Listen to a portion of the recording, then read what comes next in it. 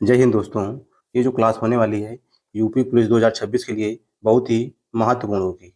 अभी जो 8 जून की परीक्षा हुई है उसमें जो प्रश्न आए हैं वो प्रश्न पिछली परीक्षाओं में जो हमने कराए थे उससे बाहर कोई भी प्रश्न नहीं, उसी टाइप के सारे प्रश्न हैं। और अभी जो 9 और 10 जून को जो परीक्षा होगी उसमें भी इसी प्रकार के क्वेश्चन आएंगे। उसी लेवल के क्वेश्चन इस क्लास में अभी हमने लिया हुआ है, इसलिए इस क्लास को बेहतरीन तरीके से देखिए और अपने कंसेप्ट को क्लियर करिए। देखते हैं आज का पहला प्रश्न क्या है। पहला प्रश्न हमारा क्या लिखा हुआ है। एक चुनाव में 800 मत पड़े, यदि जीतने वाले को 60% मत मिले तो हारने वाले को कितने मत मिले। यहाँ पर वोटों की संख्या कितनी है 100%।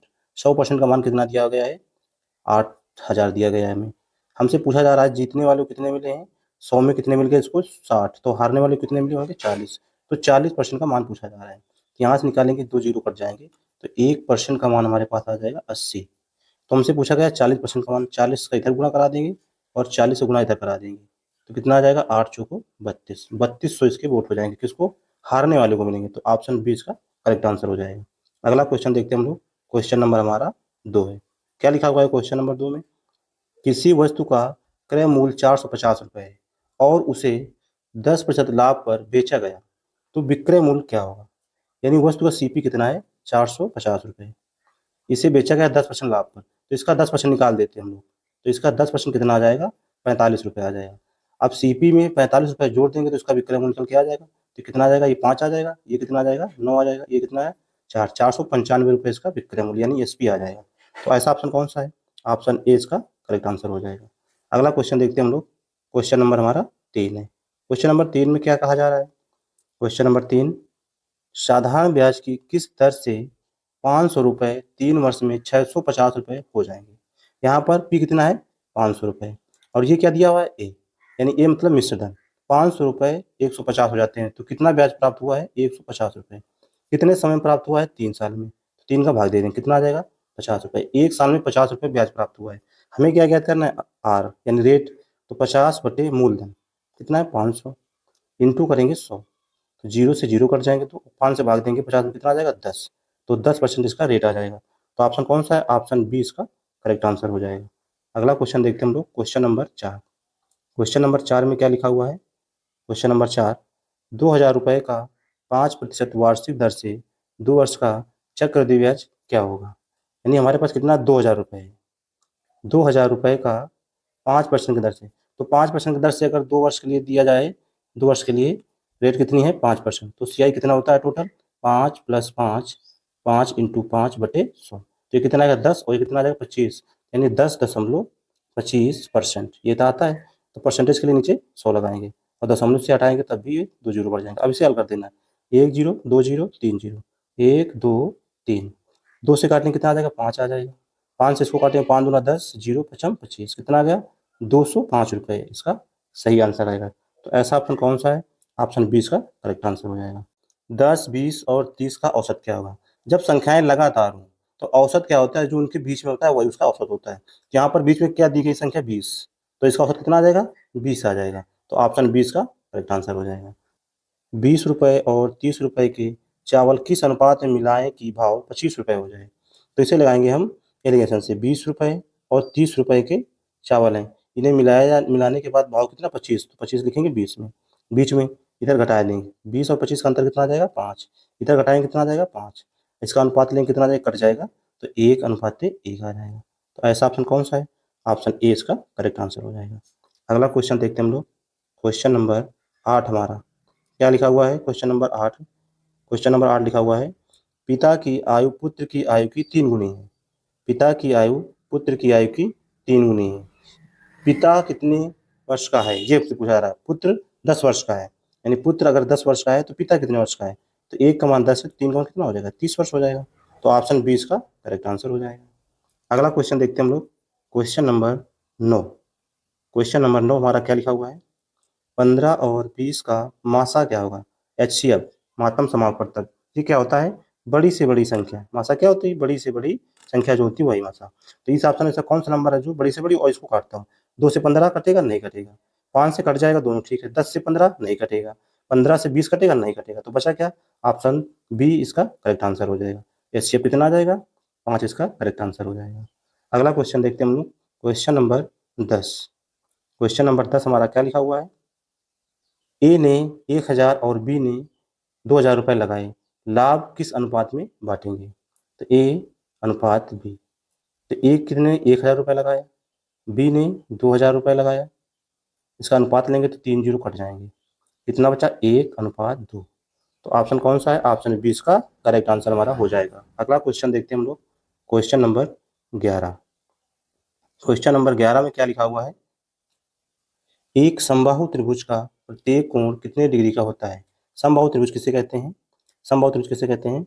समबाहु त्रिभुज ऐसा त्रिभुज जिसकी तीनों भुजाएं बराबर हो। ऐसा त्रिभुज जिसकी तीनों भुजाएं कैसी हो? तीनों भुजाएं बराबर हो। तीनों भुजाएं बराबर हो। प्रत्येक कोण कितना होता है? 60 अंश का। कितना होता है? 60 अंश का। जब प्रत्येक भुजा बराबर हो तो प्रत्येक कोण बराबर हो, और त्रिभुज के तीनों अंतः कोण कितना होता है? 180 अंश। अब तीनों कोण बराबर हैं, कोण कितने होते हैं? 3। तो एक कोण कितने होगा? 3 से इसमें भाग देंगे, कितना आ जाएगा? 60 अंश का आ जाएगा। समबाहु त्रिभुज क्षेत्रफल क्या होता है? √3/4 इंटू भुजा स्क्वायर। और इसकी ऊंचाई कितनी होती है? √3/2 इंटू h। √3/2 इंटू साइड यानी ए भुजा होती है इसकी, ये h बराबर हो जाता है। ये हमें याद रखना है। अगला क्वेश्चन देखते हैं हम लोग, क्वेश्चन नंबर 12। क्वेश्चन नंबर 12 क्या लिखा हुआ है? एक आयत की लंबाई 12 सेंटीमीटर और चौड़ाई 8 सेंटीमीटर है, तो आयत का क्षेत्रफल क्या बताना? आयत की लंबाई 12 सेंटीमीटर है और चौड़ाई कितनी दी गई है? 8 सेंटीमीटर दी गई है। तो आयत का क्षेत्रफल क्या होता है? एरिया क्या होता है? L into B. कितना आ जाएगा? 12 इंटू 8 बराबर कितना? 12 × 96। 96 सेंटीमीटर स्क्वायर इसका आंसर आएगा। तो ऐसा ऑप्शन कौन सा है? ऑप्शन सी इसका करेक्ट आंसर हो जाएगा। अगला क्वेश्चन है 13 नंबर। क्वेश्चन नंबर 13 क्या लिखा हुआ है? 50 का 50% क्या होगा? 50 का 50%। तो प्रतिशत के लिए क्या करते हैं? नीचे 2 जीरो लगाते हैं, 0 से 0 कटेंगे तो कितना आ जाएगा? 25 आ जाएगा। तो ऐसा ऑप्शन कौन सा है? ऑप्शन 20 का करेक्ट आंसर हो जाएगा। अगला नंबर क्वेश्चन देखते हैं हम लोग। अगला क्वेश्चन हमारा है 14 नंबर। 14 नंबर क्वेश्चन में क्या लिखा हुआ है? 200 रुपये की वस्तु 180 रुपये में बेची गई तो हानि प्रतिशत है। यहाँ पर सीपी कितनी थी? 200 रुपये। एसपी कितनी थी? 180 रुपये। तो हानि कितनी हो गई? 20 रुपये की हानि हो गई। कितने पे?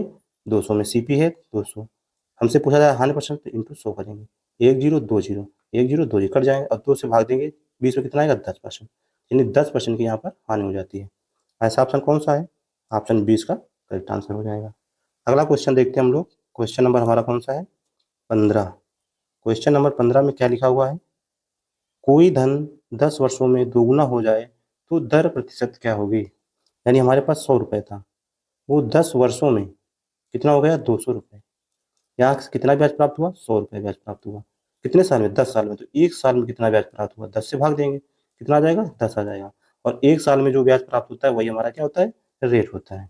कितना आ गया? 10%। तो ऑप्शन 20 का करेक्ट आंसर हो जाएगा। अगला क्वेश्चन देखते हैं हम लोग। क्वेश्चन नंबर हमारा है 16। क्वेश्चन नंबर 16 में क्या लिखा हुआ है? 3000 का 4% दर से 2 वर्ष का चक्रवृद्धि ब्याज क्या होगा? तो 3000 मूलधन दिया गया है, इंटू हमें 4% रेट दी गई, तो 2 साल के लिए कितना हो जाएगा? 4%।